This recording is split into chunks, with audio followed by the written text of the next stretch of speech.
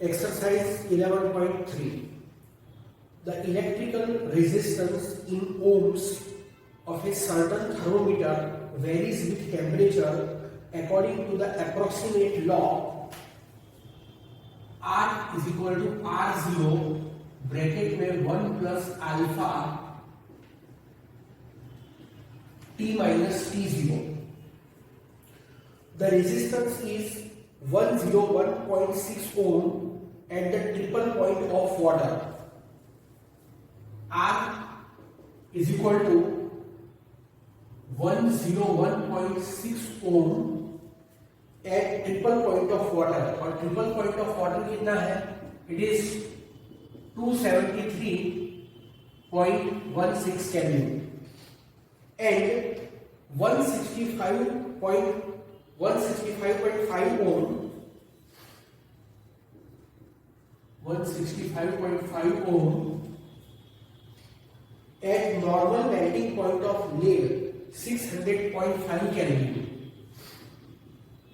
600.5 Kelvin. What is the temperature when the resistance is 123.4 ohm? R 123.4 ohm. What is the temperature? T. Okay, student, question को थोड़ा अच्छे से समझो. देखो, हमें एक फॉर्मूला दिया हुआ है R equal to R0 bracket में 1 plus alpha T minus T0. अब ये फॉर्मूला का यूज क्या है? तो देखो, अगर आपको कोई रेजिस्टर का रेजिस्टेंस T0 टेम्परेचर पर दिया हुआ है, R0 क्या है? Resistance of resistor at T0 temperature and you want to find its resistance at a T temperature. तो फिर उसके लिए ये फॉर्मूला है, बराबर. ये फॉर्मूला क्लास 12 का फॉर्मूला है, electricity chapter number 3 current electricity का फॉर्मूला है. वहां पर भी इसका कोई डेरिवेशन नहीं है, हमें इसको डायरेक्टली एक्सेप्ट करना है. पर ये फॉर्मूला आया कैसे? तो ऐसा फॉर्मूला हमने ऑलरेडी यूज किया हुआ है, तो मैं आपको वो थोड़ा सा समझा देता हूं कि हमने जो फॉर्मूला यूज किया है वो कौन सा है. तो देखो, सपोज एक L लेंथ का रॉड है, ठीक है, उसका टेम्परेचर डेल्टा टी जितना इंक्रीज होता है, उसका टेम्परेचर डेल्टा टी जितना इंक्रीज होता है, ठीक है, तो उसकी न्यू लेंथ क्या होगी? उसकी न्यू लेंथ होगी L dash is equal to original length plus increasing length. समझ में आया? एक रॉड है, उसकी ओरिजिनल लेंथ L है, तो new length is equal to original length plus increasing length, बराबर. ये इजी टू अंडरस्टैंड है. New length is equal to original length plus increasing length, मतलब टेम्परेचर इंक्रीज होगा तो थर्मल एक्सपांशन होगा, ठीक है. अब स्टूडेंट, हमने आगे डिस्कस किया है कि जो डेल्टा एल होता है, that is the increase in the length of any rod, is directly proportional, ये प्रोपोर्शनलिटी का सिंबल है, directly proportional to original length and it is also directly proportional to increase in temperature. मतलब original length जितनी ज्यादा, increase in length उतना ज्यादा, change in temperature जितना ज्यादा, इंक्रीज इन लेंथ उतनी ज्यादा.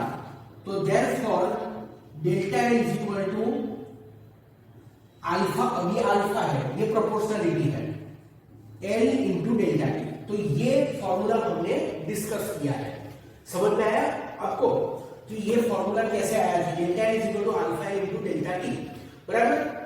ओके, तो इसको अगर हम यहां पर सब्स्टिट्यूट करते हैं तो L dash is equal to L plus delta L के प्लेस पर अल्फा एल डेल्टा टी.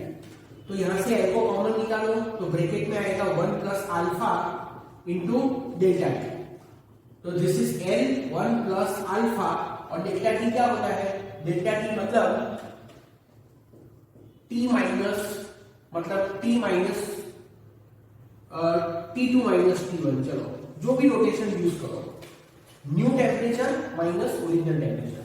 तो ये फॉर्मूला ऐसे है। तो ये लेंथ के लिए है, ये रेजिस्टेंस के लिए है। तो ये फॉर्मूला कैसे आया वो भी मैंने आपको फिर से समझा दिया, और ये फॉर्मूला भी इसी रिलेशन को फॉलो करता है। आई बात समझ में आपको? तो ये जो इतना मैंने लिखा है ना, आप इसको डेफिनेटली लिख के रखो और सॉल्यूशन में आप इसे मत लिखना, ठीक है? ओके, अब समझो कि एक बार फिर से मैं आपको क्वेश्चन समझाता हूं। कौन सा मटेरियल है?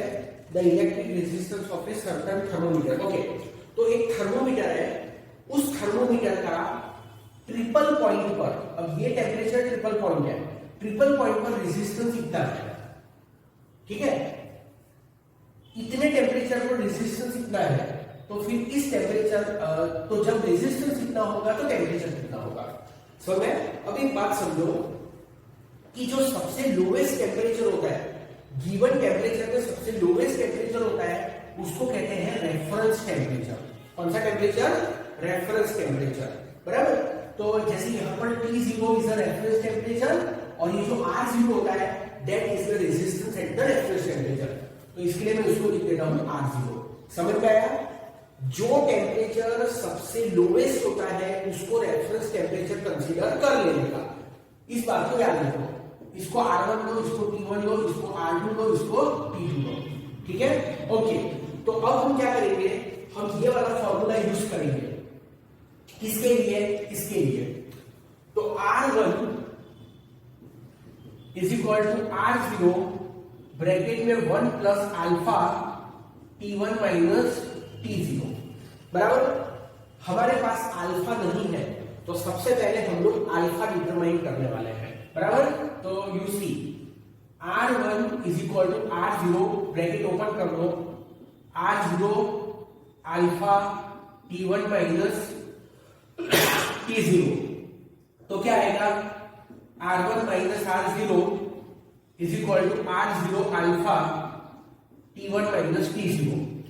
सो alpha is equal to R1 minus R0 divide by R0 T1 minus T0। तो इससे हमें अल्फा की वैल्यू मिलेगी। तो R1 कितना है? 165.5, R0 कितना है? 101.6 डिवाइड बाय R0 101.6 और T1 और T0 600.5 माइनस 273.16, ठीक है? तो न्यूमरेटर में 165.5 माइनस 101.6, तो ये डिफरेंस आता है 63.9 डिवाइड बाय 600.5 माइनस 273.16, ये जो आया उसे हम, चलो मैं एक स्टेप ज्यादा ही लिखता हूं, 101.6 इंटू 327.34, बराबर? तो 63.9 डिवाइड बाय ये मल्टीप्लीकेशन 101.6, तो ये आता है 33257। आप शॉर्ट में भी कैलकुलेशन कर सकते हैं। तो 63.9 को डिवाइड करो 33257.744, तो ये आता है 0.00192.135, बराबर? एक बार मैं आंसर देख लेता हूं मेरे सॉल्यूशन में। यस, करेक्ट आंसर है।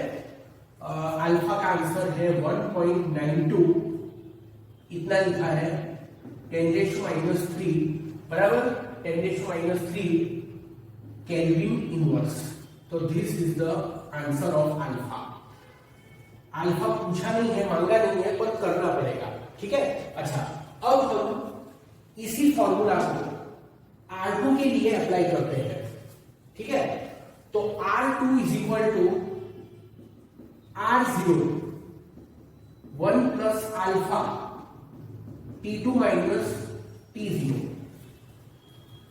सो R0 कितना है हमारा, कहा गया 101.6, 1 प्लस, अब अल्फा की वैल्यू 1.92 10⁻³ T2 हमें फाइंड करना है, माइनस T0 कितना है 273.16,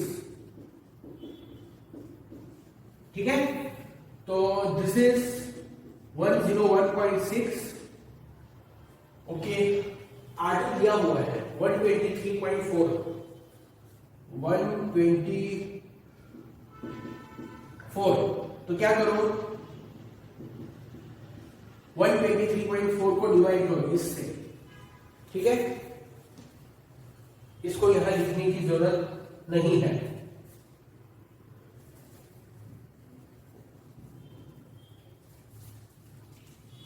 सो this is 1 plus 1.92 10⁻³ T2 minus 273.16, ऐसे होगा। डिवाइड करो 123.4 divide by 101.6, this is 1.2145, 1.2145 is equal to 1 plus 1.92 10⁻³ T2 minus, ठीक है। अब 1.2145 में से 1 माइनस करो, 1.2145 माइनस 1, और इसको ऐसे ही रखो। देखो कम स्टेप में भी हो सकता है, बट मैं नहीं करना चाहता हूं आपके लिए, ठीक है। तो ये होगा 0.2145, 1.92 10⁻³ T2 माइनस 273.16, बराबर। तो ये होगा, इसको क्या करते हैं, इसको एक काम करते हैं, इसको लिखते हैं 214.5 10⁻³ divide by 1.92 10⁻³ is equal to T2 minus 273.16 कर सकते हैं, ठीक है। अब क्या करो, मैं इतना पोर्शन ड्रॉप कर देता हूं, दिस इज वेरी इंपॉर्टेंट, लिख के रखना स्टूडेंट। इतना डिटेल में आपको न्यूमेरिकल और कोई नहीं कराएगा। 214.5 डिवाइड बाय 1.92 111.71875, बराबर। 10⁻³ कैंसिल हो गया, T2 माइनस 273.16, तो T2 आएगा 111.71875 प्लस 273.16, तो T2 का आंसर आता है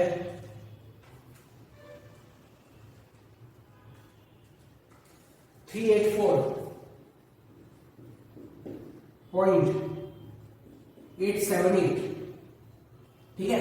इसका आई थिंक कुछ 384.9 कर दिया है, 384.91 है। अब थोड़ा सा डिफरेंस आता है, नो प्रॉब्लम, चलेगा, ठीक है। आप एक काम करो, इसको ऐसे लिख दो 384.9, बराबर। बुक में कुछ 91 है, पर ठीक है, वो तो मेथड ऑफ कैलकुलेशन पर, even calculator which we use उसके ऊपर भी डिपेंड करता है। समझ में आया?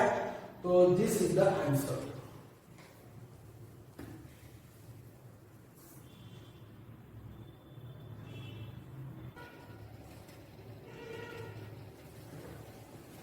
Now we are solving exercise 11.6. A steel steel tape 1 meter long is correctly calibrated for a temperature 27 degree centigrade. बराबर. Steel tape of 1 meter correctly calibrated at 27 degree centigrade. ठीक है. The length of steel rod measured by this tape is found to be 63 centimeter on a hot day when the temperature is 45 degrees centigrade. तो hot day length of steel rod कितना 63 centimetre और hot day पर temperature कितना था. Hot day पर temperature था कितना 45 ना 45 डिग्री सेंटीग्रेड. बराबर. What is actual length of the steel rod on that day. बराबर. फाइंड क्या करना है. Actual length of steel rod on that day. ठीक है. फिर उसके आगे भी जो दिया है what is length of the same steel rod on a day when temperature is 27 degree centigrade.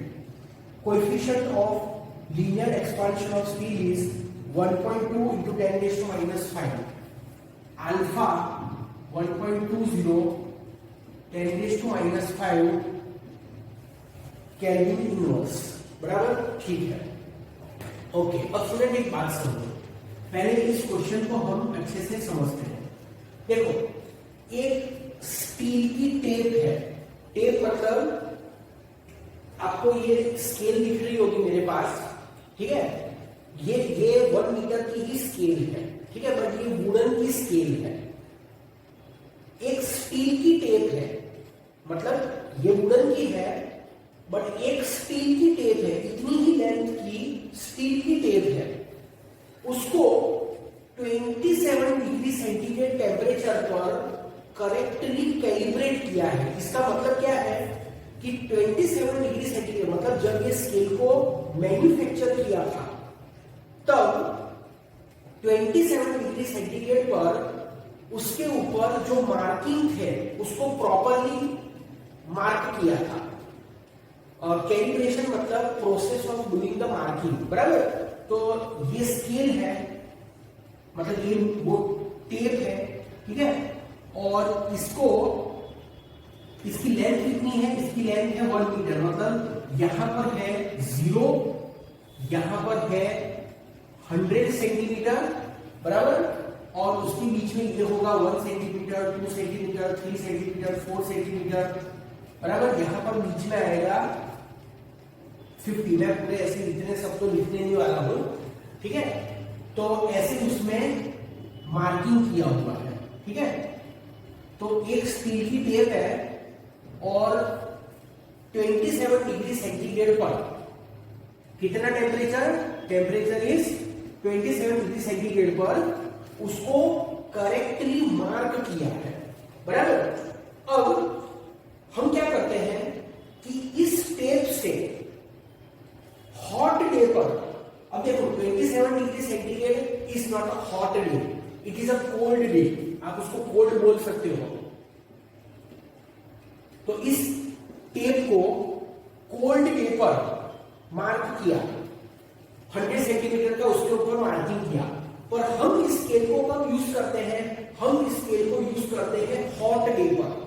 तो जब हम इस स्केल का यूज करके हॉट डे पर एक रॉड की लेंथ मेजर करते हैं तो उस रॉड की लेंथ वो स्टील के रॉड की लेंथ 63 सेंटीमीटर आती है. स्टील के रॉड की लेंथ कितनी आती है 63 सेंटीमीटर. तो क्वेश्चन ये पूछा है कि what is the actual length of the steel rod on the hot day. तो सबसे पहले तो यहाँ पर क्वेश्चन ये आता है स्टूडेंट कि हॉट डे पर ये जो टेप है वो रॉड की एक्चुअल लेंथ मेजर नहीं करेगा। क्वेश्चन में पूछा है कि what is the actual length of the steel rod on the hot day. तो हॉट डे पर ये जो मीटर टेप है वो स्टील के रॉड की लेंथ को 60 सेंटीमीटर मेजर करती है। तो इसका मतलब तो यही हुआ ना कि 63 सेंटीमीटर गलत है। तो सबसे पहले ये सोचते हैं कि 63 सेंटीमीटर गलत क्यों है। समझ में आया? देखो ये जो 1 मीटर की टेप है उसको कौन से टेम्परेचर पर मैन्युफैक्चर किया है, उसको 27 डिग्री सेंटीग्रेड पर मैन्युफैक्चर किया है। अब जब ये मीटर की टेप समर में हॉट डे पर 45 डिग्री सेंटीग्रेड टेम्परेचर पर हम उसको यूज कर रहे हैं तो होगा क्या, ये जो टेप है मीटर की टेप उसकी लेंथ इंक्रीज हो जाएगी। उसकी लेंथ क्या हो जाएगी? इंक्रीज हो जाएगी। Because you know that thermal expansion, कोई भी ऑब्जेक्ट होता है उसका टेम्परेचर अगर इंक्रीज होता है तो उसका एक्सपांशन होता है, उसको कहते हैं थर्मल एक्सपांशन। तो यहां पर ये जो मीटर की टेप है इसका लीनियर एक्सपांशन होगा। कैसा एक्सपांशन होगा? लीनियर एक्सपांशन होगा। तो इसका मतलब कि जो मीटर टेप है उसकी लेंथ तो है 100 सेंटीमीटर, बट हॉट डे पर उसकी लेंथ 100 सेंटीमीटर नहीं रहेगी। उसकी लेंथ कितनी रहेगी? उसकी लेंथ हो जाएगी 100 से ज्यादा। कितनी ज्यादा हमें नहीं पता है, पर उसकी लेंथ 100 से ज्यादा हो जाएगी। आपको बात समझ में आई? दूसरी बात कि ये है 0 to 1 सेंटीमीटर। तो हॉट डे पर 0 और 1 के बीच का जो डिस्टेंस है ना वो भी इंक्रीज हो जाएगा क्योंकि लीनियर एक्सपांशन हो रहा है। समझ में आ रहा है आपको? कोल्ड डे पर आप यहां पर 0 और 1 के बीच का डिस्टेंस देखो, हॉट डे पर 0 और 1 के बीच का डिस्टेंस इंक्रीज हो जाएगा।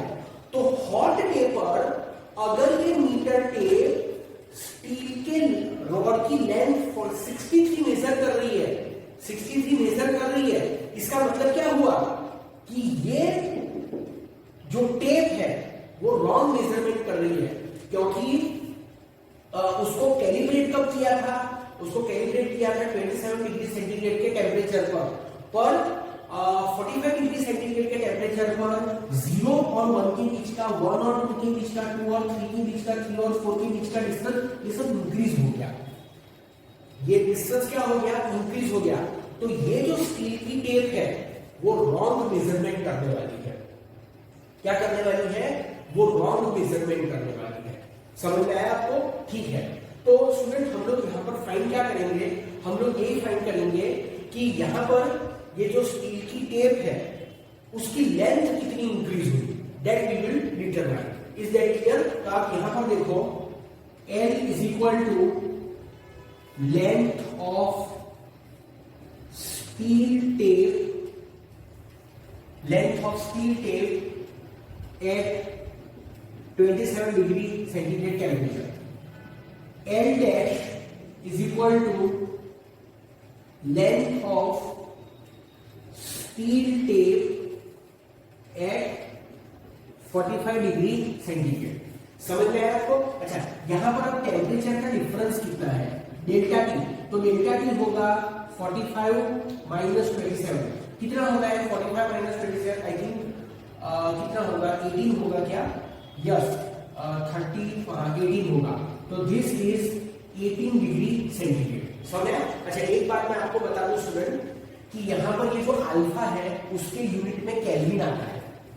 यहां पर टेम्परेचर 18 डिग्री सेंटीग्रेड है, तो क्या यहां पर सेंटीग्रेड को केल्विन में कन्वर्ट करने की जरूरत है? स्टूडेंट आंसर है बिल्कुल जरूरत नहीं है। क्यों जरूरत नहीं है? क्योंकि मैं आपको बता रहा हूं कि अगर आप ये 45 को केल्विन में कन्वर्ट करो, 27 को केल्विन में कन्वर्ट करो और फिर वो केल्विन की जो वैल्यू आएगी आप उसका डिफरेंस फाइंड करो, फिर से 18 ही आ जाएगा। आपको याद है मैंने थोड़े मतलब शायद पिछले वीडियो लेक्चर में या मुझे याद नहीं है, मैंने बोला हुआ है आपको कि जब भी टेम्परेचर डिफरेंस दिया होता है तो उसको केल्विन में कन्वर्ट करने की कोई भी जरूरत नहीं होती है। तो 18 डिग्री सेंटीग्रेड आप 18 ही रखो, there is no problem with that. ठीक है, तो हम लोग क्या फाइंड कर रहे हैं, हम लोग फाइंड करेंगे length of steel tape at 45 degree centigrade, बराबर। ओके, ये एल की वैल्यू हमें ठीक है, length of steel tape at 27 degree centigrade. ठीक है, ओके, तो स्टूडेंट यहां पर कितनी है steel tape at 100 degree centigrade, it is 100 centimetre, बराबर। ओके, सो हमारे पास फॉर्मूला है L dash is equal to L 1 plus alpha T minus T0, ऐसे हम लिख सकते हैं। तो L कितना है, L है 100, 1 प्लस अल्फा, अल्फा है 1.2 into 10 raise to minus 5,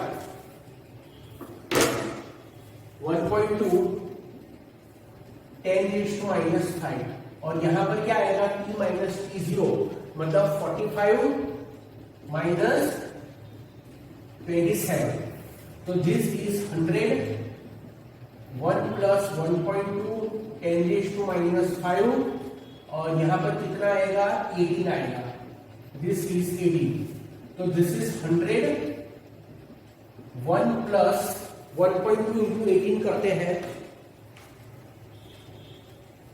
1.2 multiply by 18, so this is 21.6,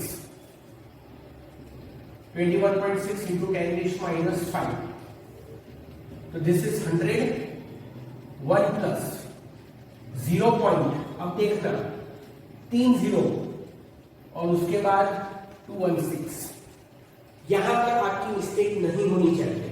ठीक है, तो दिस इज 100, 1.000216, तो दिस इज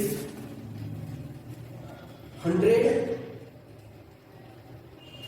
into 1.000216, तो this comes out to be, एक मिनट, ओके, बराबर ये है 100 इंटू 1.000216, तो this comes out to be 100.0216 centimetre. तो अब एक बात समझो स्टूडेंट कि जो स्टील की टेप 27 डिग्री सेंटीग्रेड पर 100 सेंटीमीटर की लेंथ में होती है, वही स्टील की टेप 45 डिग्री सेंटीग्रेड टेम्परेचर पर, 45 डिग्री सेंटीग्रेड टेम्परेचर पर उसकी लेंथ कितनी हो जाती है, उसकी ये जो लेंथ है वो लेंथ हो जाती है 100.0216, मतलब ये मान लो कि 100 का मार्किंग है ना, तो यहां पर तो आपको 100 ही लिखा हुआ दिखेगा, वो 100 का कोई 100.0216 थोड़ी हो जाएगा, मार्किंग तो ओके वही रहेगा, और उसकी जो लेंथ है वो लेंथ कितनी हो जाएगी, उसकी लेंथ हो जाएगी 100.0216 सेंटीमीटर। समझ में आई बात।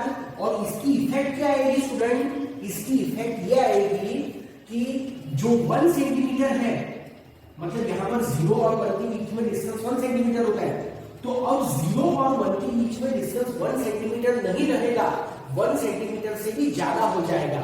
तो now I want to calculate कि 1 centimetre becomes how much, I want to calculate what 1 centimetre becomes how much, बराबर। तो वो मुझे फाइंड करना है। ठीक है, सो यहां पर मैं वो फाइंड करूंगा, सो 1 सेंटीमीटर बिकम्स हाउ मच। ठीक है, तो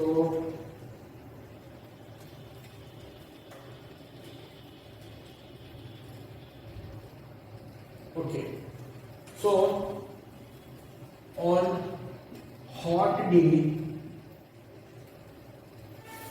100 सेंटीमीटर स्केल becomes 100.0216 सेंटीमीटर, बराबर।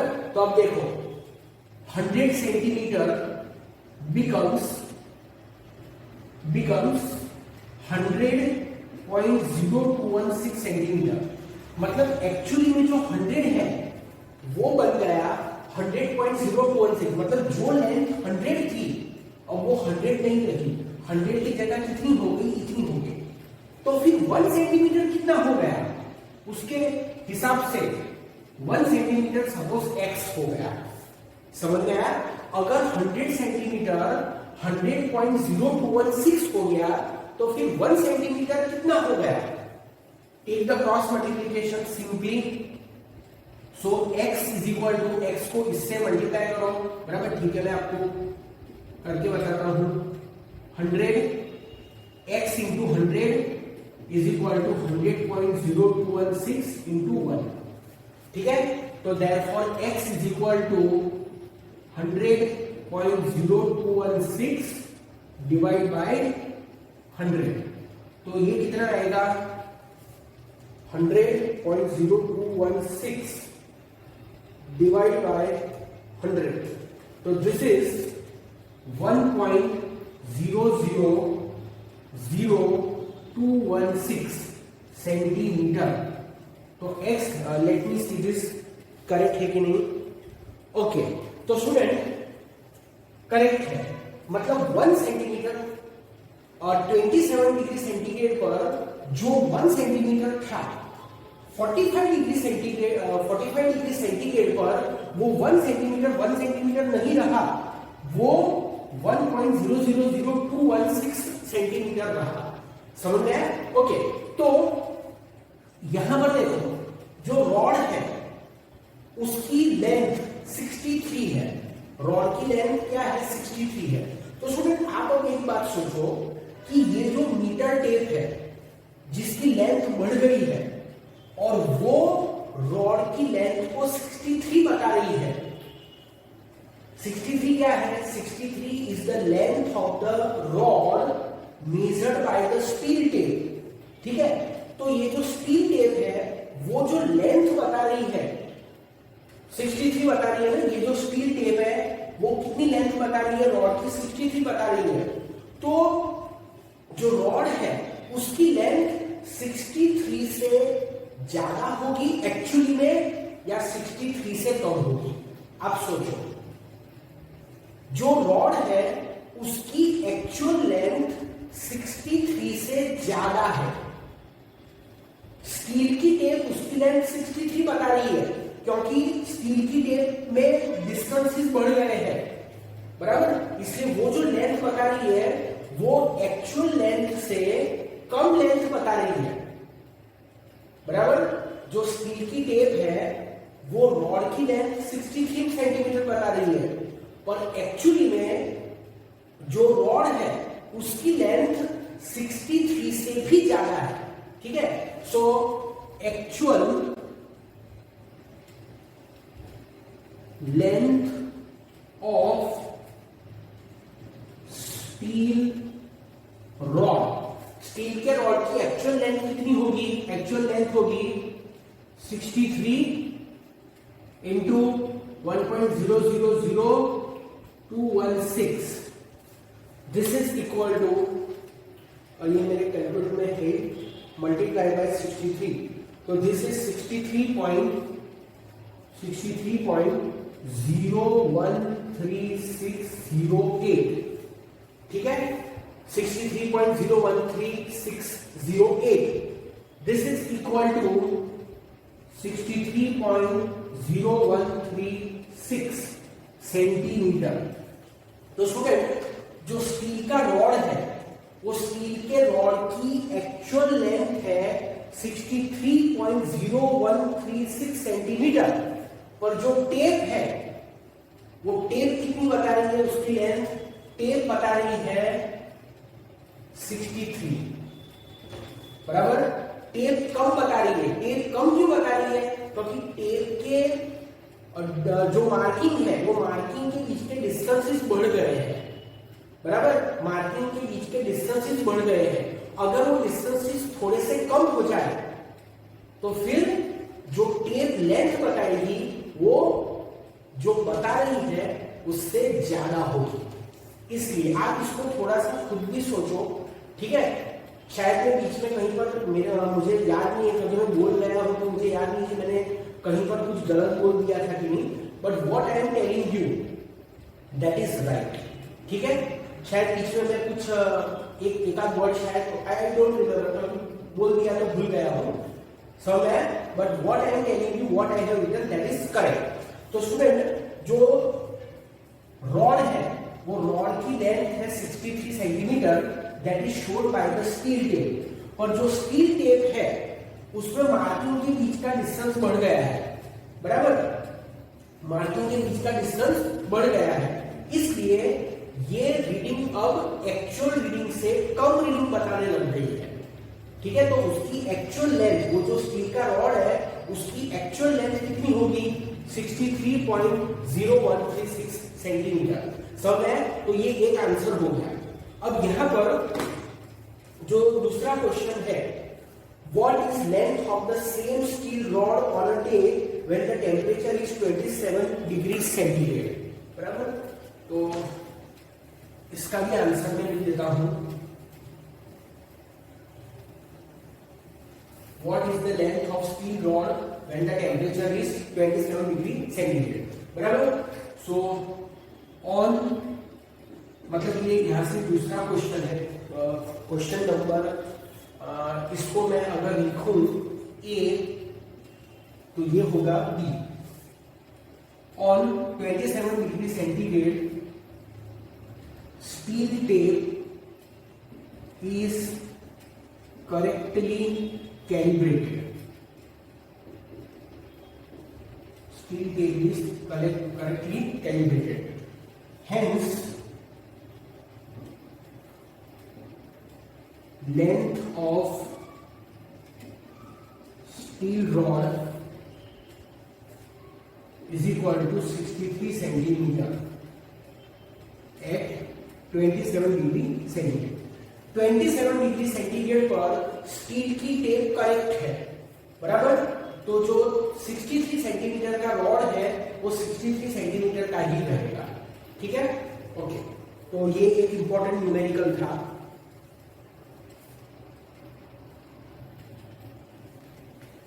Student 11.7, this is also very interesting and important numerical. A large steel wheel is to be fitted onto shaft of the same material. At 27 degree centigrade, the outer diameter of the shaft is 8.70 centimeter. Shaft का diameter दिया है 8.70 centimeter, and the diameter of the central hole in the wheel 8.69 centimeter. Wheel कितना है 8.69 centimeter. The shaft is cooled using dry ice. At what temperature of the shaft does the wheel slip on the shaft? Assume coefficient of linear expansion of the steel to be constant over the required temperature range and alpha for steel is given. मैं उसको alpha ही लिखूंगा, यहाँ पर alpha steel ऐसे लिखा है। अब एक ही अल्फा है तो क्या सफिक्स लिखने की जरूरत है, 1.20 10⁻⁵, this is kelvin inverse. Is that clear? ठीक है स्टूडेंट्स, बहुत ही सिंपल न्यूमेरिकल है, थोड़ा ध्यान से समझना पड़ेगा। देखो ये एक व्हील है, एक स्टील का बड़ा व्हील है और उसके सेंटर में ये एक होल है। ठीक है, इस होल का जो डायमीटर है, होल का डायमीटर कितना है, इट इज L2। देखो डायमीटर मैंने पहले भी आपको सिचुएशन में बताया था कि diameter is basically a distance. तो यहां पर हम डिस्टेंस को L2 से डिनोट करते हैं। अभी तक हम लोग क्या बोलते थे कि L मतलब की लेंथ, L मतलब लेंथ, बराबर। तो यहां पर मैं डायमीटर को L से डिनोट कर रहा हूं। ठीक है, तो एक और बात है जो कि मैं आपको बाद में समझा पाऊंगा। अभी के लिए इतना समझो कि ये जो डायमीटर है उसको मैं L2 से डिनोट कर रहा हूं और L2 कितना है 8.69। ये एक व्हील है, ठीक है, ये सब व्हील के स्पोक्स है, ये सब व्हील, ऐसे व्हील जैसा लुक देने के लिए मैंने ऐसा ये सब स्पोक्स ड्रॉ किया। अब ये एक शाफ्ट है, ये एक शाफ्ट है, ये रही शाफ्ट, और इस शाफ्ट का डायमीटर वो है L1, बराबर। This is the wheel and this is the shaft, ठीक है। अब एक बात समझो स्टूडेंट, ये जो शाफ्ट है उसका डायमीटर बड़ा है। अब शाफ्ट कैसा होता है वो मैं आपको बताता हूं। देखो ये आपको रॉड दिख रहा है, मतलब ये मेरे हाथ में आपको पेन दिख रही है स्टूडेंट, ये पेन है ना, ये एक रॉड के फॉर्म में है, तो शाफ्ट भी एक रॉड के फॉर्म में होता है। Shaft is also in the form of A rod. यहां पर जो शाफ्ट है उसका डायमीटर लार्ज है, 8.70, मतलब ये ज्यादा है, और ये जो होल है इस होल का डायमीटर लेस है, कितना है 8.69। तो आप मुझे बताओ कि ये जो रॉड है, ये रॉड इस होल के अंदर घुसेगा? समझ में आ रही है मेरी बात? ये तो छोटा सा है, इसलिए बोलोगे सर घुस ही रहा है उसके अंदर। भाई बात आप इसके पॉइंट ऑफ व्यू से सोचो कि इसका डायमीटर में ये सर्कल दिख रहा है ना आपको, वो डायमीटर है उसका, तो ये इतना बड़ा डायमीटर ये छोटे से होल में घुसेगा क्या? नहीं घुसेगा स्टूडेंट। तो अगर इस शाफ्ट को, इस L1 डायमीटर के रॉड को अगर इस होल में घुसाना है तो क्या करना पड़ेगा? ये जो व्हील है ना स्टूडेंट, इस व्हील को हीट करो। क्या करो? सुनना बात को अच्छे से, इस व्हील को हीट करो। जब भी आप कोई डिस्क को, व्हील एक डिस्क के फॉर्म में है, जब भी आप कोई डिस्क को हीट करते हो, देखो एक बात बता दूं आपको, सपोज एक मेटल की प्लेट है और उसमें एक छोटा सा होल है। अगर आप इस मेटल की प्लेट को हीट करोगे ना स्टूडेंट, तो क्या होगा पता है? ये जो होल है ना बड़ा बन जाएगा। इंटरेस्टिंग ना? जो होल है वो बड़ा बन जाएगा। तो आप क्या कर सकते हो कि इस व्हील को हीट करो, इतना हीट करो कि ये डायमीटर इसके जितना हो जाए या इससे थोड़ा सा बड़ा हो जाए, तब ये इसके अंदर घुस जाएगा, बराबर। पर यहां पर हमको इसका कुछ नहीं करना है, इसका करना है जो भी करना है। तो इसका क्या करना है? इसके ऊपर ड्राई आइस डालना है, इसको ड्राई आइस में रख देना है, बराबर। ड्राई आइस क्या होता है पता है आपको? ड्राई आइस मतलब solid carbon dioxide, it is solid carbon dioxide, बराबर है। जैसे H2O होता है, H2O मतलब पानी, जब पानी जम जाता है, सॉलिडिफाई हो जाता है पानी, तो हम उसको बोलते हैं ice. It is cold ice, बराबर, इट इज कोल्ड आइस, ठीक है। इट इज वेट, उसको हाथ लगाने से गीला हो जाता है कि नहीं अपना हाथ, इट इज वेट। जो ड्राई आइस होता है मतलब सॉलिड, ये सब ऐसे ही एक्स्ट्रा बता रहा हूं, इसको गलती से भी हाथ मत लगाना, बिकॉज स्टूडेंट इसका जो टेम्परेचर होता है ना, it is in the negative. आप हाथ लगाओगे ना आपकी स्किन उतर जाएगी, इतना माइनस टेम्परेचर में होता है। आंसर देखना आपको आइडिया आ जाएगा। तो क्या करेंगे, ये जो शाफ्ट है, इस शाफ्ट को हम ड्राई आइस पे डालेंगे। तो जैसे टेम्परेचर इंक्रीज करने से लीनियर एक्सपांशन होता है, वैसे टेम्परेचर डिक्रीज करने से कॉन्ट्रैक्शन होता है। तो होगा क्या, इसका ये जो डायमीटर है, ये डायमीटर डिक्रीज होगा और फिर इसके अंदर घुस जाएगा। आई बात के नहीं बात समझ में? बराबर आई होगी आपको। Is that clear? ओके, तो पता चला आपको यहां पर क्या करना है स्टूडेंट। ओके, यहां पर जो टेम्परेचर हमें दिया है, इनिशियल टेम्परेचर कितना दिया हुआ है? 27 डिग्री सेंटीग्रेड। तो T1 27 degree centigrade temperature here we have given, बराबर। इसको हम कन्वर्ट करेंगे केल्विन में, 27 प्लस 273, तो कितना आता है? This is 300 kelvin. Is that clear? Okay, तो स्टूडेंट हमारे पास एक फॉर्मूला है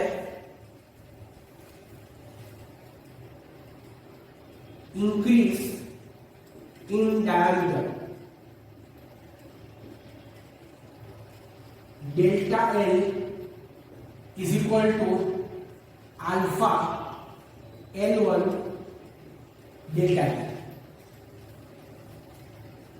इसको डिक्रीज करना है तो इसका लेने का डेल्टा एल मतलब चेंज, तो चेंज मतलब L2 minus L1 is equal to alpha L1 delta T. L2 minus L1, L2 कितना है? ओके, यहां पर हमें इसका जो डिफरेंस लेना है, ठीक है, इसका जो हमें डिफरेंस, अच्छा फाइंड क्या करना है हमको? टेम्परेचर फाइंड करना है ना, ठीक है। तो therefore delta T is equal to L2 minus L1 upon alpha L1। तो डेल्टा टी L2 कितना है? 8.69, L1 कितना है? 8.70 डिवाइड बाय अल्फा 1.2 10⁻⁻⁵ और L1 कितना है? 8.7। चलो इसको सॉल्व करके देखते हैं। ऊपर आएगा माइनस 0.01 डिवाइड बाय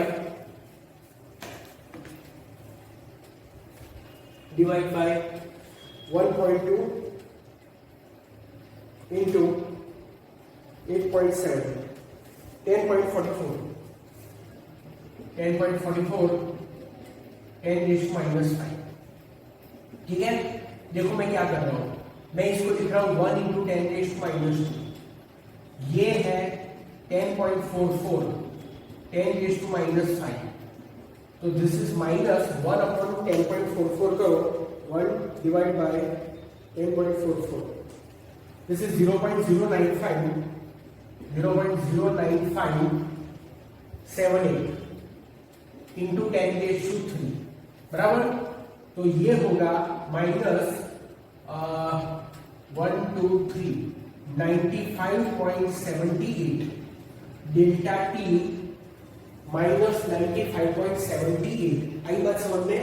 अच्छा, अब एक बात समझो, कोई स्टूडेंट पूछेगा सर आपने यहां पर 27 का 300 कर दिया, पहले तो पहले वाले न्यूमेरिकल में तो आपने किया नहीं था, वहां पर तो आपने बोला था कि मत करना, यहां पर क्यों किया? देखो स्टूडेंट, सॉरी, अगर आपको डेल्टा टी की वैल्यू दे दी है कि टेम्परेचर डिफरेंस कितना है, ठीक है, या तो फिर T2 और T1 जिसका ये डिफरेंस है वो दोनों दे दिया है, तो फिर आपको कन्वर्जन करने की कोई जरूरत नहीं है। पर अगर आपको एक टेम्परेचर दिया है और दूसरा नहीं दिया है तो फिर करना पड़ेगा। रिपीट कर रहा हूं, if you have given delta T बराबर, if you have given T2 minus T1 बराबर, अगर ये दोनों गिवन है तो नो कन्वर्जन की जरूरत नहीं है। पर अगर कोई एक लिया है, T2 is given, T2 given, T1 not given, या तो फिर वैसा वर्षा, ये नॉट गिवन है और ये गिवन है, तो उसमें कन्वर्जन करना पड़ेगा बराबर। तो इस सिचुएशन में कन्वर्जन रिक्वायर्ड, इसीलिए मैंने यहां पर 27 को कन्वर्ट कर दिया है, ठीक है। तो ये इतना आया। अच्छा, इसका यूनिट क्या होगा? इसका यूनिट होगा केल्विन, ठीक है, 95.78। Let me see the answer. इसका क्या आंसर आता है? Where is this? 95.8। ओके, हाँ, अच्छा, ये तो इतना आंसर आया डेल्टा टी का। बट डेल्टा टी क्या है? डेल्टा टी मतलब ये हुआ, ओके। सो T2 T1 माइनस 95.78, तो कितना है 300 माइनस 95.78, तो T2 is equal to 300 minus 95.78, तो ये आया 204.22 kelvin. Let me see the answer. 202. Okay, यहाँ पर 95 भी आता है, 95.8 ही आता है. ओके, तो फिर क्यों आंसर में डिफरेंस आया मेरा? शायद कैलकुलेशन पॉइंट ऑफ व्यू से कहीं पर कुछ मिस्टेक है. L1 करेक्ट ही लिया, वैल्यूज मैंने सब बराबर ही ली है, देयर इज नो प्रॉब्लम. फिर भी चलो देख लेते हैं. 300 माइनस 95.78, 204.22, यस दैट्स करेक्ट. ठीक है, इतना केल्विन आता है, बराबर. ओके, तो T2 इज इक्वल टू 204.22. अब मुझे केल्विन से फिर से सेंटीग्रेड में कन्वर्ट करना है, तो 273 का कर दोगे. पहले भी मैंने 273 किया था, तो कितना आएगा 204.22 माइनस 273, तो ये आता है माइनस 68.78 डिग्री सेंटीग्रेड. तो this is the answer student. मैं एक बार बुक में पीछे आंसर देख लेता हूं कि वहां पर क्या आंसर है. 11.7 का 11.7 69. ओके, करेक्ट ही है ना. 69. बट चलो ये चलेगा, समझ में आया. अच्छा, किसी को कंफ्यूजन हो सकता है. देखो, सबसे पहले तो ये केल्विन में है, इसलिए इसको भी केल्विन में कन्वर्ट करना है. मैंने आपको बताया कि जब एक ही टेम्परेचर दिया है तो उसको केल्विन में कन्वर्ट करना पड़ेगा. जब टेम्परेचर डिफरेंस दिया है या तो फिर दोनों टेम्परेचर दिए हैं T1 T2, तो कन्वर्जन की जरूरत नहीं है. तो इसलिए सेंटीग्रेड को केल्विन में कन्वर्ट करना है. सब कुछ केल्विन में है, इसके लिए आंसर भी केल्विन में ही आया. तो यहां तक केल्विन में आंसर आया, फिर मैंने उसको सेंटीग्रेड में कन्वर्ट कर दिया, बराबर. तो माइनस 68.78 डिग्री सेंटीग्रेड. आप देखो, इट इज माइनस. तो स्टूडेंट मैं आपको बोलूं, मैंने बोला था ना कि it is very low temperature. अगर आप टच करोगे ना ड्राई आइस को, अगर आप ड्राई आइस को टच करोगे, बराबर, तो क्या होगा पता है कि आपकी जो स्किन है कॉन्ट्रैक्ट हो जाएगी. स्किन क्या हो जाएगी? कॉन्ट्रैक्ट हो जाएगी, because you are bringing your skin in contact with the low temperature.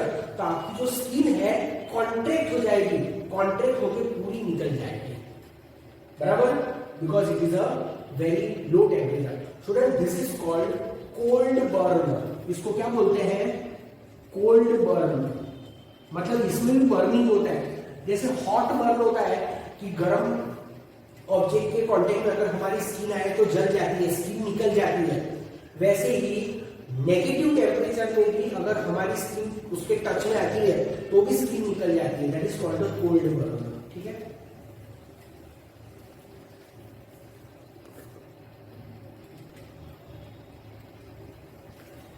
Student, taking 11.8, very simple. A hole is drilled in a copper sheet. The diameter of the hole is 4.24 centimeter at 27 degree centigrade. L1 4.24 centimetre और कितना temperature है? 27 degree centigrade. ठीक है.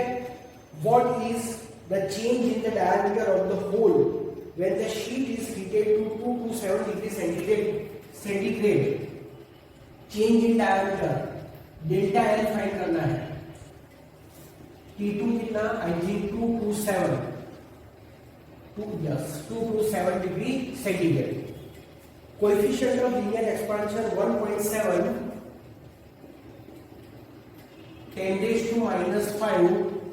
इसका unit है kelvin inverse, बराबर.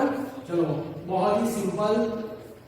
Type का numerical है ये स्टूडेंट। एक शीट है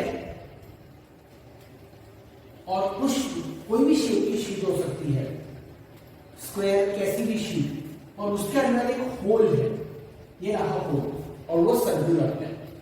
उसका डायमीटर है, ये उसका डायमीटर कितना, L1 4.24 सेंटीमीटर। इसका टेम्परेचर है 27 डिग्री सेंटीग्रेड। इस शीट को अगर हम हीट करते हैं 227 डिग्री सेंटीग्रेड टेम्परेचर पर, तो what is the increase in the diameter? So it is very simple, बराबर।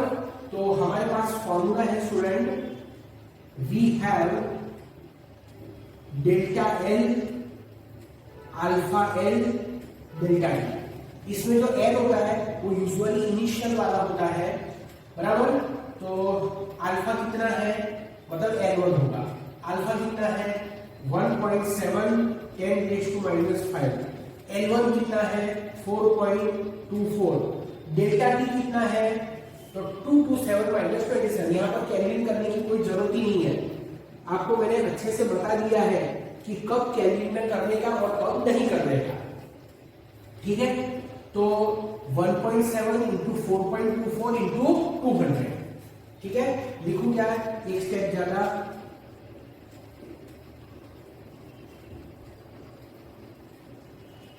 आप मत लिखना, लिखो तो अच्छी बात है। 1.7 इंटू 4.24 इंटू 200, तो 144 1.6 10⁻⁵। Let me see the answer. 1.44 into 10⁻², ठीक है। 1.44 10⁻², करेक्ट। यूनिट क्या होगा, इसका जो यूनिट है वही इसका यूनिट होगा, बराबर। तो आ गया आंसर स्टूडेंट हमारा। प्लीज राइट डाउन, 2 मार्क के लिए ये एक इंपॉर्टेंट टाइप का न्यूमेरिकल है। Student 11.9, a brass wire 1.8 meter long at 27 degree centigrade is held taut with little tension between two rigid support. If the wire is cooled to a temperature of -39 degree centigrade, what is the tension developed in the wire? If its diameter is 2 mm, coefficient of linear expansion is written, brass का coefficient of linear expansion written, young modulus also written। चलो मैं आपको question समझाता हूँ। देखो student, एक brass मतलब पीतल, एक पीतल का वायर है जिसकी लेंथ है 1.8 मीटर और उसको दो सपोर्ट के बीच में ऐसे टेंशन के साथ, एप्रोप्रिएट टेंशन के साथ, निग्लिजिबल टेंशन के साथ टॉट करके रखा है, बांध के रखा है, ठीक है। अगर हम उसका टेम्परेचर -39 डिग्री सेंटीग्रेड कर देते हैं तो होगा क्या, वो कॉन्ट्रैक्ट होगा, डिक्रीज करने से वायर कॉन्ट्रैक्ट होगा और वायर के अंदर टेंशन क्रिएट होगा, बराबर। तो कितना टेंशन क्रिएट होगा, दैट इज द क्वेश्चन। तो स्टूडेंट यहां पर जब हम वायर का टेम्परेचर डिक्रीज करेंगे तो होगा क्या, उसकी लेंथ डिक्रीज होगी, बराबर। तो वो डिक्रीज इन लेंथ हमें यहां पर सबसे पहले फाइंड करनी है। तो delta L is equal to alpha L into delta T, ये फॉर्मूला है हमारे पास, बराबर। अब ये डेल्टा एल मतलब चेंज इन लेंथ, एल मतलब ओरिजिनल लेंथ, ठीक है। तो delta L by L is equal to alpha into delta T होगा। और डेल्टा एल बाई एल क्या होता है, स्ट्रेन। तो strain delta L by L is equal to alpha into delta T. अब अल्फा कितना है, अल्फा दिया है और 2 इंटू 10⁻⁵, 2 इंटू 10⁻⁵। और डेल्टा टी कितना है, डेल्टा टी मतलब दो टेम्परेचर का डिफरेंस, ये -39 और ये 27, -39 -27, बराबर। तो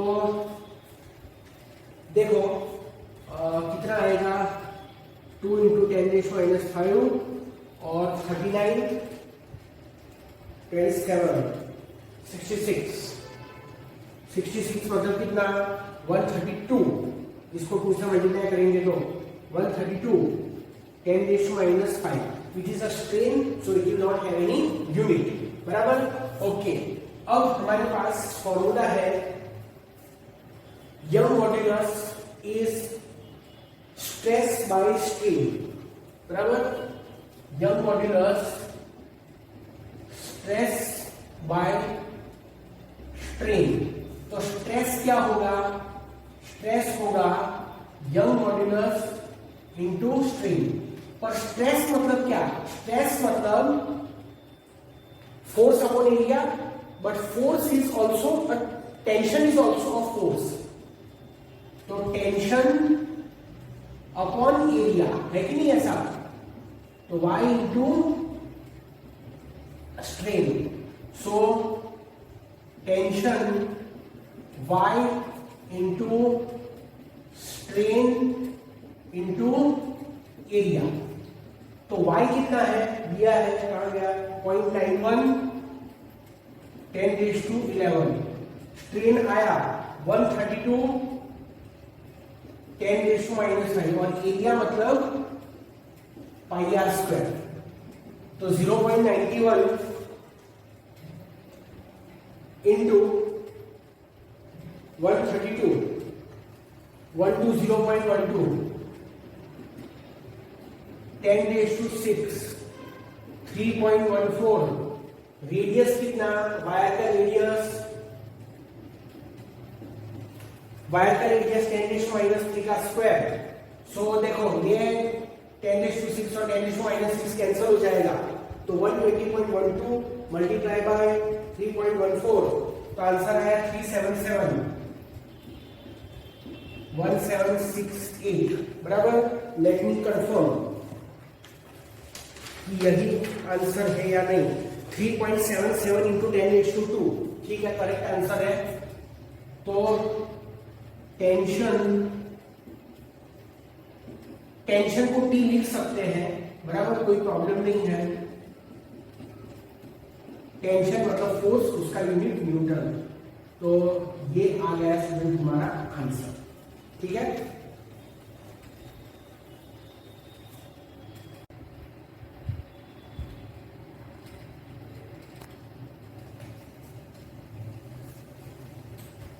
स्टूडेंट 11.10 एक बहुत ही सिंपल अच्छा न्यूमेरिकल है. A brass rod of length 50 centimetre. देखो ब्रास का रॉड है, उसकी लेंथ है 50 सेंटीमीटर. ठीक है. And diameter 3 millimetre. उसका डायमीटर कितना है? उसका डायमीटर है 3 millimetre. is joined to a steel rod of same length and same diameter. अच्छा, जो स्टील का है उसकी लेंथ भी उतनी है 50 सेंटीमीटर और उसका डायमीटर भी उतना ही है 3 मिलीमीटर. ठीक है. What is the change in the length of the combined rod at 250 degree centigrade if the original length are at 40 degree centigrade? मतलब T1 is equal to 40 degree centigrade, T2 is equal to कितना 250 degree centigrade. ठीक है. Is there a thermal stress? अच्छा, find क्या करना है? सबसे पहले कंबाइंड डेल्टा एल फाइंड करना है. डेल्टा एल मतलब what is the change in the length of the combined rod. Change in length of combined rod. बराबर? ओके. फिर दूसरा क्वेश्चन है is there a thermal stress?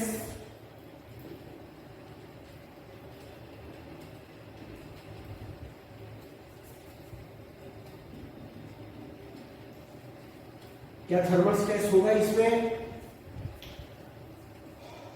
The ends of the rod are free to expand. तो इसका answer मिल गया. There will not be any thermal stress क्योंकि जो rod है उसके एंड फ्री है. थर्मल स्ट्रेस तभी प्रोड्यूस होता है जब एंड बाउंड हो। Coefficient of linear expansion of brass alpha 1 कितना 2 × 10⁻⁵ केल्विन इनवर्स और अल्फा 2 1.2 10⁻⁵ केल्विन इनवर्स। क्वेश्चन आपको समझ में आ गया होगा। देखो एक कंबाइंड रॉड है, ये एक रॉड, ये है ब्रास का और उसके साथ ही एक दूसरा रॉड है, वो है स्टील का और टेम्परेचर कितना है दोनों का 40 डिग्री सेंटीग्रेड। इनका टेम्परेचर अगर 250 कर दिया तो दोनों की लेंथ इंक्रीज होगी। तो what is the total increase in length? Delta L मतलब टोटल इंक्रीज इन लेंथ। तो सबसे पहले क्या फाइंड करेंगे? Individual increase in length find करेंगे। क्या फाइंड करेंगे? इंडिविजुअल इंक्रीज इन लेंथ और फिर ऐड कर देंगे सॉल्यूशन। तो हमारे पास फॉर्मूला है delta L alpha L delta T, ये वाला फॉर्मूला है।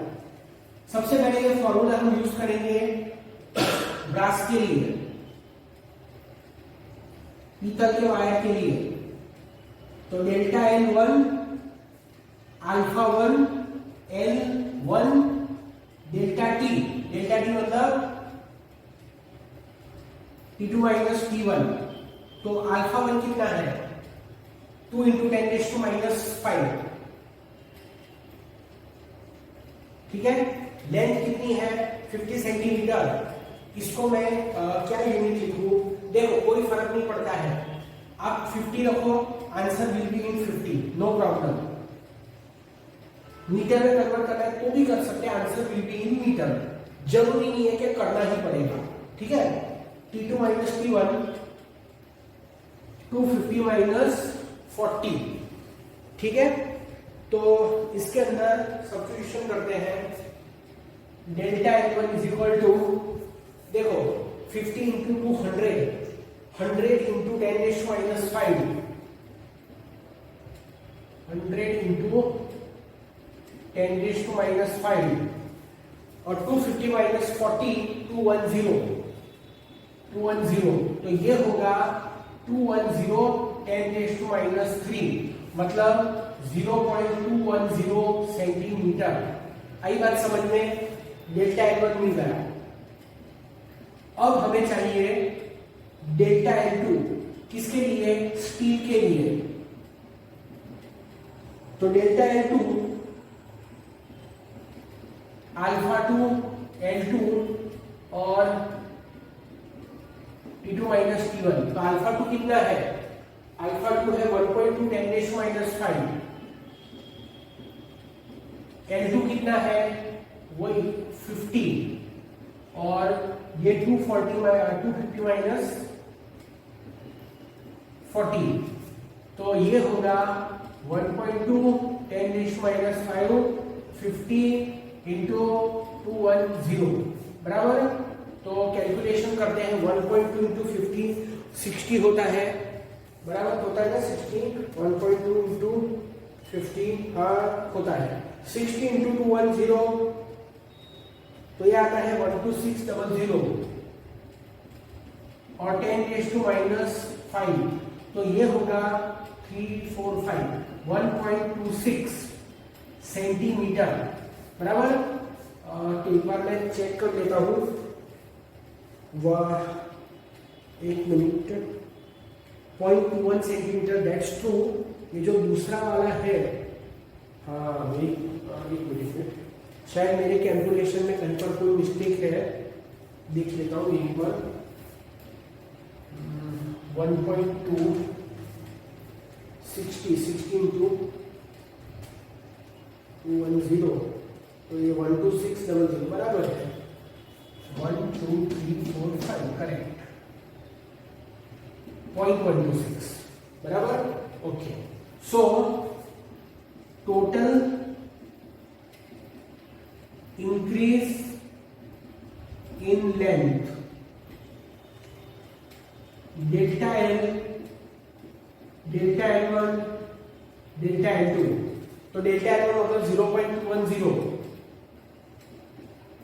डेल्टा L2 मतलब 0.126, तो कितना होगा 0.210 प्लस 0.126, तो ये होगा 0.336 यूनिट, क्या सेंटीमीटर। तो आंसर मेरे ख्याल से राइट है, 0.34 लिखा है, बराबर। चलो कोई बात नहीं, और 0.34 सेंटीमीटर, तो ये एक हो गया हमारा आंसर। अब जो दूसरा है, ठीक है, जो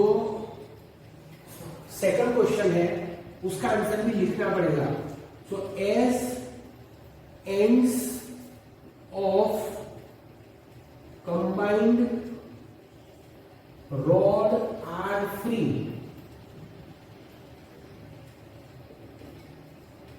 there will be no thermal stress,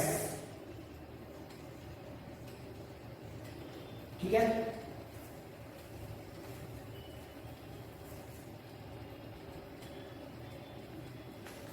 We are solving 11.11.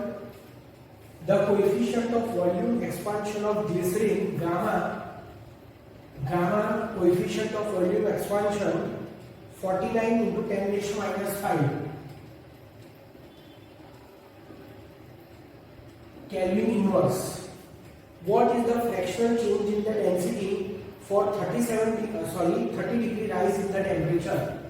Delta T, देखो टेम्परेचर डिफरेंस दिया है, कुछ करने की जरूरत नहीं है, केल्विन में कन्वर्ट करने की जरूरत नहीं है। What is the fractional change in density? Delta rho upon row, fractional ना, 100 से मल्टीप्लाई करने की जरूरत नहीं है। देखो क्वेश्चन ऐसा है स्टूडेंट कि एक मटेरियल है ग्लिसरीन, और वो ग्लिसरीन के लिए गामा दिया है, coefficient of volume expansion, alpha मतलब कोएफिशिएंट ऑफ लीनियर एक्सपांशन, तो गामा दिया है। अगर उसका टेम्परेचर 30 डिग्री सेंटीग्रेड जितना इंक्रीज होता है तो फिर उसकी डेंसिटी में फ्रैक्शनल चेंज कितना आएगा। तो देखो हमारे पास एक फॉर्मूला है, delta L is equal to alpha L delta T, है कि नहीं ये फॉर्मूला? तो इस फॉर्मूला को हम वॉल्यूम के लिए यूज करेंगे। Delta V is equal to gamma V zero delta T. V zero मतलब इनिशियल वॉल्यूम, डेल्टा वी मतलब कि चेंज इन वॉल्यूम, ठीक है। तो आप इसको याद रखना, ओके। सो डेल्टा वी मतलब we T minus V zero, gamma V zero into delta T. V zero मतलब क्या बोलते हैं? Volume at a low temperature. Low temperature पर लो वॉल्यूम होता है, और हाई टेम्परेचर पर बॉडी एक्सपांड होती है तो वॉल्यूम बढ़ता है, तो दैट इज वीटी, बराबर। ओके, तो ऐसे मैंने लिखा है, final volume minus initial volume. जब टेम्परेचर बढ़ेगा तो वॉल्यूम बढ़ेगा, समझ में आया आपको? तो ये फॉर्मूला है। So therefore gamma into delta T is equal to V T minus V zero upon V zero. अब वॉल्यूम मतलब क्या? वॉल्यूम मतलब mass upon density, density is mass by volume, तो m upon rho t minus m upon rho zero upon m upon rho zero. Body का temperature बढ़ने से density change होती है, वॉल्यूम चेंज होता है, बट मास चेंज नहीं होता, इसके लिए मैंने m लिखा है। तो this is 1 upon rho t minus 1 upon rho zero upon 1 upon rho zero, बराबर। तो rho zero minus rho T upon rho T divide by 1 by rho zero, तो रो जीरो कैंसल। तो this is rho zero minus rho T upon क्या आएगा? Upon rho T आएगा, बराबर। Okay student एक बात समझो, टेम्परेचर इंक्रीज होता है, एक जस्ट ऐसे ही समझा रहा हूं, टेम्परेचर इंक्रीज होता है तो वॉल्यूम इंक्रीज होता है, और डेंसिटी डिक्रीज होती है। समझ में आई बात? तो जो रो जीरो है that is density at low temperature, और रो टी मतलब डेंसिटी एट हाई टेम्परेचर। तो हाई टेम्परेचर पर डेंसिटी लो होती है, तो rho zero will be more than rho T. थोड़ा छोटी जगह में लिखा है, जूम करके देख लेना, बट ये समझाना जरूरी था। समझ में आया? So this is delta rho upon rho T. समझ में आया? तो delta rho upon rho T is equal to gamma into delta T. ठीक है? सो बस खाली वैल्यू सब्स्टिट्यूट करो। गामा कितना 49 10⁻⁵ और डेल्टा टी कितना 30। सो 49 इंटू 3 147 क्या 49 into 3 147 0 10⁻⁵ so 0.0147। Let me confirm क्या आंसर है 0.0147। लेट्स टू स्टूडेंट, तो हमारा आंसर आ गया स्टूडेंट, ये आंसर है। ठीक है?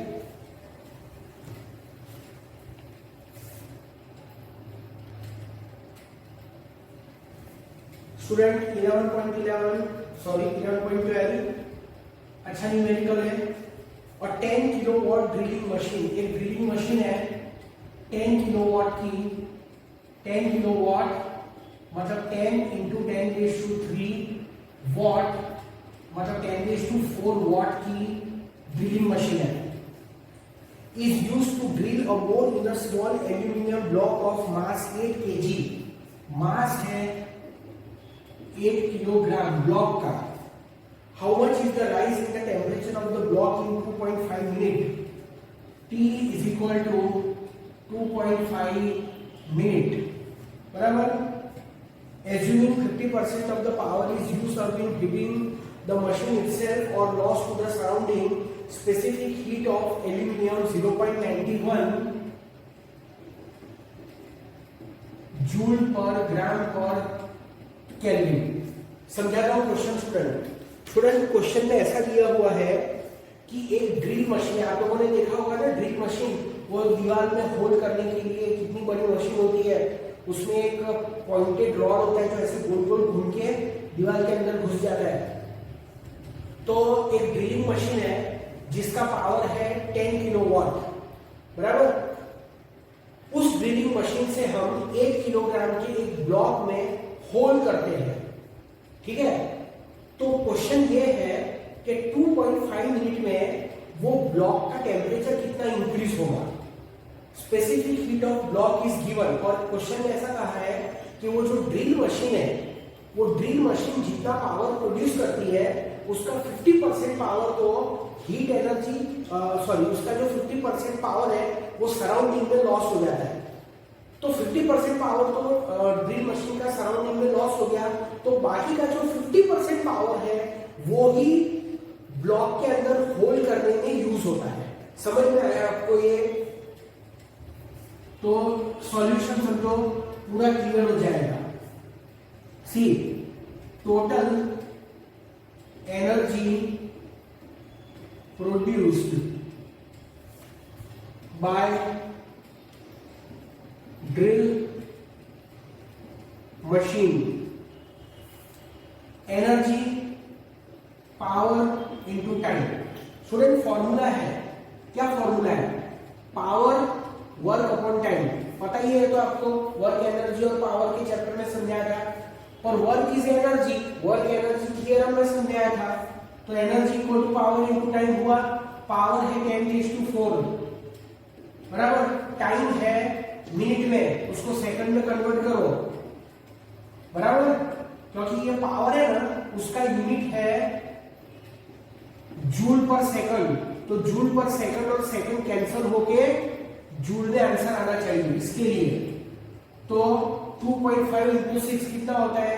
25 6 150 होता है ना, 150 10⁴ इतना जूल, बराबर। ओके, तो ये है total energy produce by drill machine. अब मैं लिखूंगा ई डैश मतलब energy used up in heating block को गर्म करने में कितनी हीट एनर्जी यूज हुई। अच्छा, इसको मैं डिनोट करता हूं Q से, तो Q equal to 50% of E। अब किसी भी चीज का 50% मतलब याद रखो उसका आधा। सिंपल बात बता रहा हूं, ठीक है। तो E कितना? 150 10⁴ बाई 2 75 इंटू क्यों लेना है ना मुझे, तो 75 इंटू 10⁴ जूल। क्वेश्चन में पूछा है टेम्परेचर कितना इंक्रीज होगा, तो हमारे पास एक फॉर्मूला है Q is equal to MS delta T। तो delta T is equal to Q by MS। तो Q कितना? 75 10⁴। मास किसने दिया है? मास दिया है हमें किलोग्राम में, उसको ग्राम में कन्वर्ट करना पड़ेगा। क्यों करना पड़ेगा? सोचो, क्यों कन्वर्ट करना पड़ेगा? क्योंकि एस के यूनिट में ग्राम आता है, इसलिए। ये सब बहुत छोटी छोटी बातें हैं, इससे बहुत बड़ा नुकसान हो सकता है। तो मास है 8 इंटू 10⁵ और एस कितना है? 0.91। सो देखते हैं क्या आंसर आता है। Delta T is equal to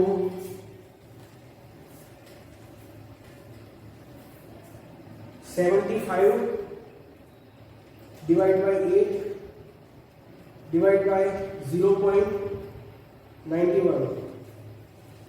okay, इसका आंसर है 10.3021 इंटू 10। ये 10⁴/10 किया तो डेल्टा टी का आंसर है 103.021।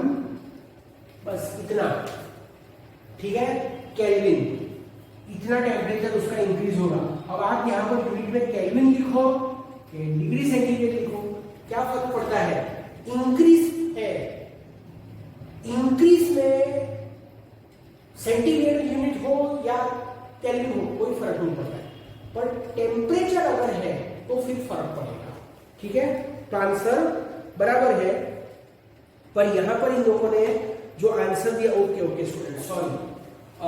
देखो एक बात मैं आपको बताता हूं कि यहां पर केल्विन दिया है ना, तो सेंटीग्रेड कहीं पर यूज हुआ है क्या? नहीं। एक मिनट, मैं पीछे जरा आंसर देखता हूं, इसमें पीछे आंसर क्या दिया हुआ है।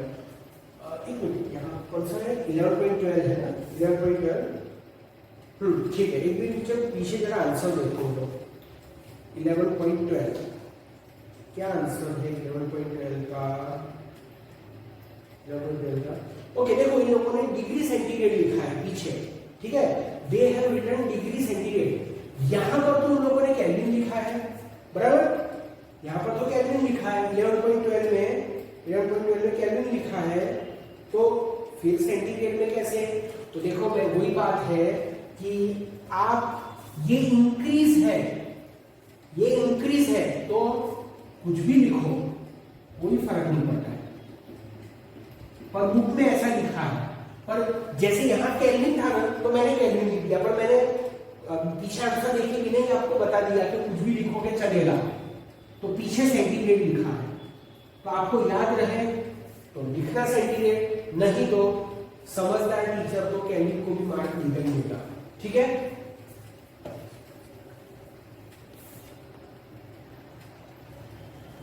Student 11.13 very interesting numerical. A copper block of mass 2.5 kg। एक कॉपर का ब्लॉक है, उसका मास है 2.5 kg। Mass of copper block, ठीक है, is heated in a furnace to a temperature of 500 degree centigrade, उसको फर्नेस में 500 डिग्री सेंटीग्रेड पर उसको हीट किया, and then place on a large ice block, उसको लार्ज आइस ब्लॉक के ऊपर रखा, ठीक है। What is the maximum amount of ice that can melt, ज्यादा से ज्यादा कितना आइस मेल्ट करेगा, तो ये m है, मास ऑफ आइस मेल्ट, बराबर। Specific heat of copper, specific heat of copper कितना, 0.39 जूल पर ग्राम पर केल्विन, और heat of fusion of water, heat of fusion NF कितना, एक्चुअली हाँ ठीक है, चलो देखो, heat of fusion of water बोले या तो फिर heat of melting of ice बोले, दोनों एक ही चीज होती है। 335 जूल पर ग्राम, ठीक है।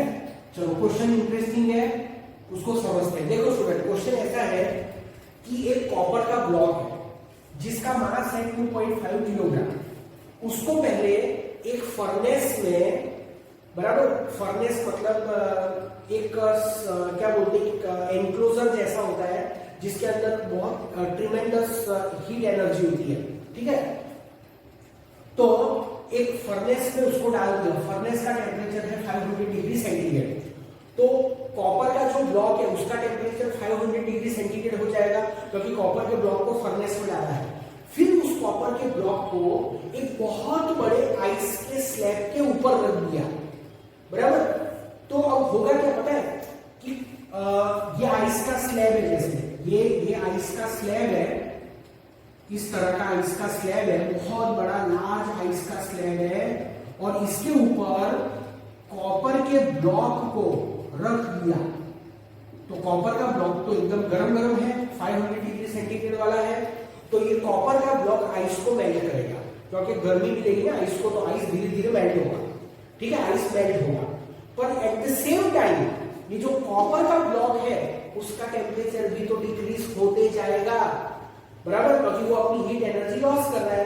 कॉपर का ब्लॉक अपनी हीट एनर्जी लॉस कर रहा है, आइस का स्लैब उसकी हीट एनर्जी गेन कर रहा है। एक टाइम के बाद ऐसी सिचुएशन आएगी कि ये कॉपर का जो ब्लॉक है उसका टेम्परेचर 0 डिग्री सेंटीग्रेड हो जाएगा, और जो बचा हुआ आइस है उसका टेम्परेचर भी 0 डिग्री सेंटीग्रेड हो जाएगा। उसके बाद आइस मेल्ट करना बंद कर देगा, क्योंकि जब दोनों के टेम्परेचर सेम हो गए तो no exchange of heat energy. तो क्वेश्चन वही है कि what is the maximum mass of ice that can melt, जो आइस मेल्ट करेगा ज्यादा से ज्यादा कितना मास ऑफ आइस मेल्ट करेगा। आई बात समझ में, ठीक है। तो यहां पर हम लोग कैलकुलेट करेंगे, देखो डेल्टा टी मतलब change in temperature of copper block. तो कॉपर के ब्लॉक का टेम्परेचर कितना चेंज होता है, 500 माइनस 0 मतलब 500 डिग्री सेंटीग्रेड, बराबर। यहां पर मैं कैलकुलेट करूंगा Q equal to heat lost by copper का ब्लॉक। तो कितनी हीट एनर्जी वो लॉस करेगा, कॉपर के ब्लॉक का मास m है ना, तो m s delta T, copper का ब्लॉक कितनी हीट एनर्जी लॉस करेगा, तो 2.5 s कितना है, अच्छा 2.5 इंटू 10⁻³ SCU कितना 0.39 और क्या 500, बराबर। ओके, इसका आंसर जरा मैं ऑप्टेन करके देखता हूं कि क्या आता है इसका आंसर, ठीक है। चलो 2.5 इंटू 0.39 इंटू 500, ये जो आया 487.5 10⁻³ जूल कॉपर का ब्लॉक इतनी हीट एनर्जी लॉस करेगा। अब हमें फाइंड करना है Q डैश, क्या हीट गेन्ड बाय आइस, जो आइस है वो कितनी हीट एनर्जी गेन करेगा, बराबर। तो आइस ml, बराबर। एक्चुअली ये जो हीट गेन बाय आइस है ना, वो है heat required to melt m gram of ice. ये क्या है, heat required to melt m amount of ice, वो भी मैं लिख देता हूं, heat required to melt m amount of ice, ऐसे। तो m तो हमें फाइंड करना है और l की वैल्यू है 335, सो m 335। ओके, यहां पर हम लिखेंगे heat lost by copper block equal to heat gained by ice. तो कॉपर का ब्लॉक कितनी हीट गेन करता है, 487.5 10⁻³ और ये है m 335। तो m is equal to 487.5 into 10⁻³ 335। तो इसका आंसर आता है 487.5 डिवाइड बाय 335, 1.4552 10⁻³, बराबर। यूनिट क्या होगा स्टूडेंट, यूनिट होगा ग्राम। हमने सब जगह ग्राम कर लिया है। आप देखो मैंने 2.5 को भी ग्राम में कन्वर्ट कर दिया था, किलो को भी, तो इसका आंसर होगा ग्राम। तो m is equal to 1.45 kilogram, मतलब जो हमारा पूरा आइस है, कितना आइस 2.5 केजी, उसमें से सिर्फ 1.45 केजी आइस मेल्ट करेगा। ठीक है, 1.455 है, कोई बात नहीं, वो लिख देते हैं। तो वी हैव डन इट।